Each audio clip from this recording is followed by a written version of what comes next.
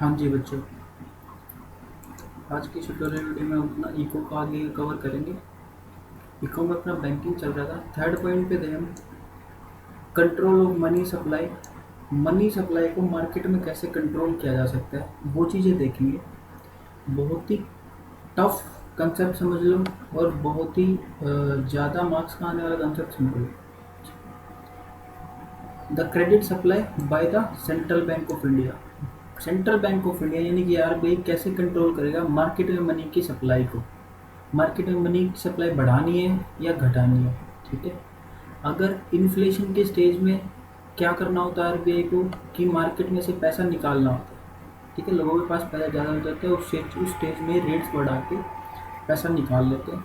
Deflation के case में क्या होता है कि मार्केट में पैसा नहीं होता, उस टाइम पे वो पैसा उतारने के लिए रेट्स को कम करता है आरबीआई, जिससे मार्केट में लिक्विडिटी मेंटेन हो जाती है। क्लियर है? तो बेसिक चीज़ आपको समझ आ गई होगी क्या है इसके पीछे, कैसे कंट्रोल करना है, क्या चीज़ करनी है। The central bank adopts various measures to control the supply of money in the economy. Largely, these measures related to credit supply of by the commercial banks. Commercial banks credit supply, commercial bank को कैसे credit supply होती है उसके basis पे हम control कर सकते हैं किसको, मनी सप्लाई को। These are broadly classified as quantitative measurement and qualitative measurement. दो टाइप के तरीके होते हैं जिनसे हम मनी सप्लाई के कंट्रोल कर सकते हैं। Following is a brief description of these instruments. It may be noted that these instruments are used to decrease the supply of money when there is inflationary spiral in the economy, ठीक है। तो inflationary situation के case में हम क्या करेंगे, market में supply of money को कम करेंगे, और डिफ्लेशनरी केस में हम क्या करेंगे, सप्लाई ऑफ मनी को इंक्रीज कर देंगे। क्लियर? सबसे फर्स्ट पॉइंट पढ़ते हैं, quantitative instruments of credit control. Quantitative क्या क्या इंस्ट्रूमेंट्स होते हैं जिसके थ्रू हम क्रेडिट को कंट्रोल कर सकते हैं। Quantitative instruments are these instruments of credit control which focuses on overall supply of money in the economy. Supply of money is lowered to tackle inflation. Supply of money को कम करते हैं inflation के case में और raise करते हैं deflation के case में, ये आपको पता ही है। Following are the brief descriptions of this instruments.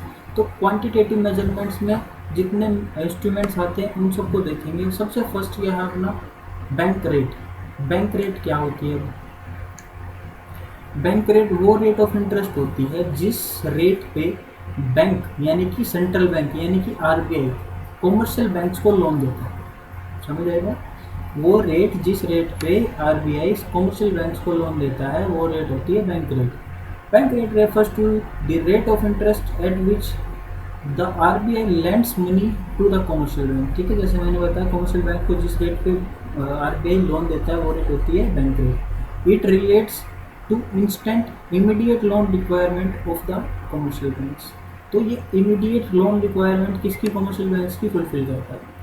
To increase और decrease in bank rate is often followed by increase और decrease in the market rate of interest. ठीक है, तो दो रेट ऑफ इंटरेस्ट एक समझ लो, एक बैंक रेट। बैंक रेट क्या होती है? जब आरबीआई देता है कॉमर्शियल बैंक्स को लोन, और मार्केट रेट ऑफ इंटरेस्ट वो रेट होती है जब कॉमर्शियल बैंक्स पब्लिक को लोन देते हैं। ठीक है, तो अगर आरबीआई रेट इंक्रीज कर रहा है तो कॉमर्शियल बैंक्स को भी रेट इंक्रीज करनी पड़ेगी, जिससे लोगों के पास कम पैसा जाएगा, लोगों की क्रेडिट वर्दीनेस कम हो जाएगी। ठीक है, समझ आ रही बात? बैंक रेट जिसपे कॉमर्शियल बैंक्स को आरबीआई लोन देता है, मार्केट रेट ऑफ इंटरेस्ट वो रेट जिस पे कॉमर्शियल बैंक्स जनरल पब्लिक को लोन देते हैं। Clear? Accordingly the cost of credit also called cost of capital. ठीक है, तो cost of capital change in the market, जिससे क्या होगा, bank rate he ultimately cost of capital. Cost of capital क्या कि जितने रेट ऑफ इंटरेस्ट पे हमें मार्केट से पैसा मिल रहा है वो होती है कॉस्ट ऑफ कैपिटल। ठीक है, हम किसी भी काम को करने के लिए मार्केट से लोन लेते हैं तो वो होती है कैपिटल, और वो कैपिटल लेने के लिए हमें इन रिटर्न क्या देना पड़ता है, इंटरेस्ट देना पड़ती है, वो होती है कॉस्ट। ठीक है, when bank rate is increase, जब बैंक रेट इंक्रीज हो जाएगी market rate is also increase, ठीक है। तो पॉजिटिव रिलेशनशिप हो गया किसके बीच में, बैंक रेट और मार्केट रेट ऑफ इंटरेस्ट के बीच में। Accordingly the cost of capital increase, तो कॉस्ट ऑफ कैपिटल भी इंक्रीज हो जाएगी, बैंक रेट इंक्रीज तो market rate of interest increase, market rate of interest increase तो कॉस्ट ऑफ कैपिटल इंक्रीज, ठीक है। और ये सब इंक्रीज होने की वजह से मार्केट में डिमांड कम हो जाएगी किसकी, पैसे की। अगर हमें लोन ज़्यादा महंगा पड़ रहा है तो लोन क्यों ही लेंगे, ठीक है। तो अवॉइड करने की कोशिश करेंगे ना, तो बहुत से लोग अवॉइड भी करेंगे। तो उस केस में क्या होगा, मार्केट में से सप्लाई ऑफ मनी कम हो जाएगी, क्या हो जाएगी, मार्केट में मनी की सप्लाई कम हो जाएगी। This louvers the demand for credit, तो क्रेडिट की या लोन लेने की डिमांड को कम कर देता है। Therefore the supply of money tend to fall, accordingly inflation is corrected, ठीक है। इन्फ्लेशन के केस में क्या होता है, मार्केट में ज़्यादा पैसा हो जाता है, बट अगर हम बैंक रेट को इंक्रीज कर देंगे तो उससे क्या होगा, मार्केट रेट इंक्रीज हो जाएगी, मार्केट रेट इंक्रीज होने से कॉस्ट ऑफ कैपिटल इंक्रीज हो जाएगी, जिससे क्या हो जाएगा, क्रेडिट लोन लेने की डिमांड कम हो जाएगी और मार्केट में पैसा कम हो जाएगा, पैसा कम हो जाएगा तो इन्फ्लेशन की सिचुएशन करेक्ट हो जाएगी। समझ आ गया होगा।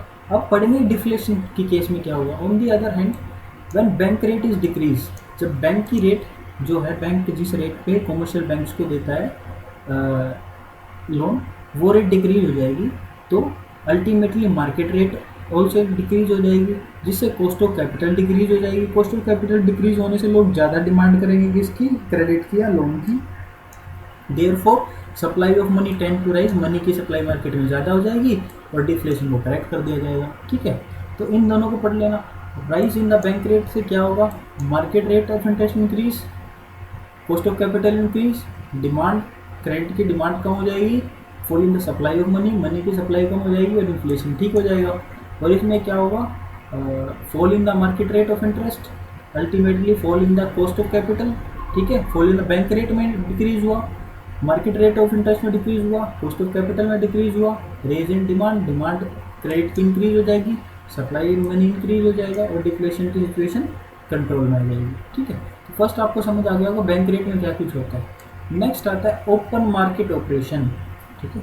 Open market operations refers to sale and purchase of securities in the open market by the RBI on behalf of government. अब आरबीआई क्या करता है, गवर्नमेंट की रिप्रेजेंटेटिव होती है, तो गवर्नमेंट के बेसिस पे, गवर्नमेंट के रिप्रेजेंटेटिव के तौर पे मार्केट में क्या चीज़ सेल करते हैं, सिक्योरिटीज़, ठीक है।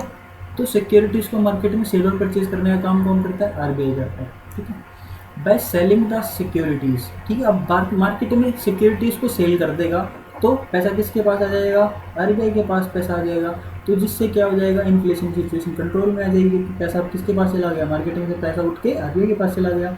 अगर हम सेल को कैसे कर देंगे, सेल को कम कर देंगे या डिक्रीज कर देंगे तो इसका वैसा वैसा सिचुएशन हो जाएगा, ठीक है।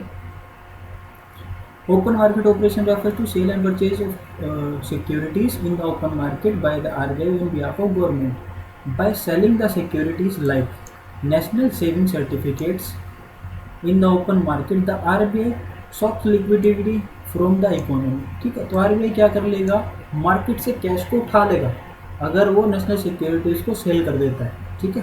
By buying the securities the RBI releases liquidity, अगर वो मार्केट से सिक्योरिटीज़ को बाय कर लेता है, खरीद लेता है तो पैसा मार्केट में चला जाएगा। अगर सिक्योरिटीज़ को सेल कर देता है तो मार्केट से पैसा उठ के आरबीआई के पास चला जाएगा।